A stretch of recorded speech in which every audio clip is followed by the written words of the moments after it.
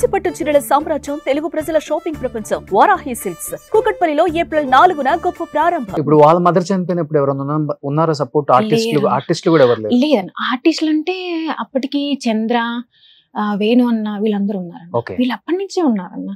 Still అప్పుడు ఎలా ఉన్నారో వీళ్ళ బాండింగ్ ఇప్పుడు కూడా అలాగే ఉంది.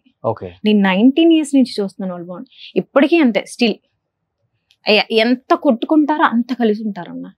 లిటరల్ గా చెప్పాలంటే అసలు వేణు అన్న ఈయన స్క్రిప్ట్ రాసి ఇద్దరు తన్నుకుండా లిటరల్ గా తన్నుకుంటుంటారు.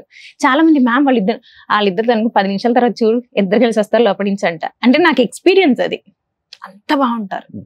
సో ధనరాజుని ఎప్పటికప్పుడు నువ్వే నీ చేతుల్లో నుంచి బయటికి రానికుండా అలానే పట్టుకుంటావు అనుకుంటా.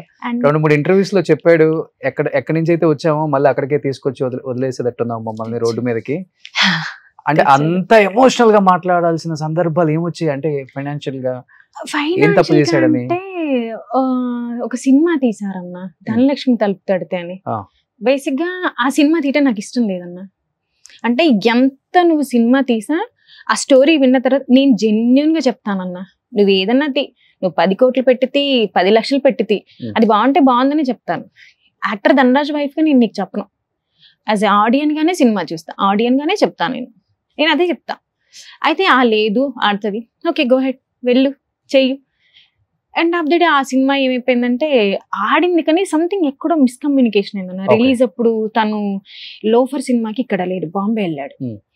అది ఏమైందో కూడా తెలియదు. యాక్చువల్లీ నేనేమనుకున్నట్టు అసలు అందులో ఇన్వాల్వ్ అవ్వద్దు, అసలు ఇంత కూడా ఇన్వాల్వ్ అవ్వలేదు. నేను లొకేషన్ కూడా వెళ్ళలేదన్న, వెళ్ళలేదు.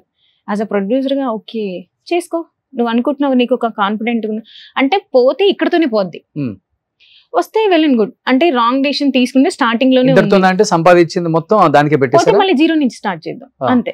నేను డిసైడ్ అయిపోయి, ఎందుకంటే తన మైండ్ లో అది ఉంది అనుకోండి, ధనరాజు అంటే ఇది ఉంది అనుకుంటే దానికోసం ఎక్కడికైనా వెళ్తాడన్న. ఓకే ఎందుకు పోతే చిన్న బడ్జెట్ లోనే పోతుంది, లేదంటే ఇంకా డన్ కదా, ఓకే డన్ అన్నట్టు వదిలేసా. బట్ నేను ఏదైతే చెప్పానో అదే జరిగింది. సో నేను అదే అన్నా. తర్వాత ఏం జరిగింది మరి? తర్వాత ఏముందన్నా, తర్వాత సినిమాలు వచ్చే తర్వాత మళ్ళీ 0 నుంచి స్టార్ట్ చేశారా? మళ్ళీ 0 నుంచి స్టార్ట్ చేసాం. గుడ్. యాక్చువల్లీ పర్లేదు నా, అంటే ఆ టైంలో జబర్దస్త్ ఇవన్నీ ఉన్నాయి కదన్నా.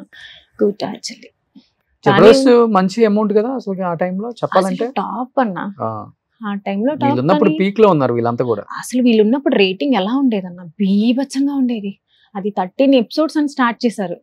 అప్పుడు మేనేజర్ గారు 7 కొండలు 13 episodes నుంచి 21, 21 to 26 అలా అలా అలా అలా పెరుగుకుంటూ పోయింది. సటన్ ఆఫ్ అంటే ఇప్పుడున్న దానికి కల్చర్ కి ఒక్కొక్కరు విడిపోయి అలా వచ్చేసరి ఇప్పుడు ఏమవుతుందో కూడా తెలియదు.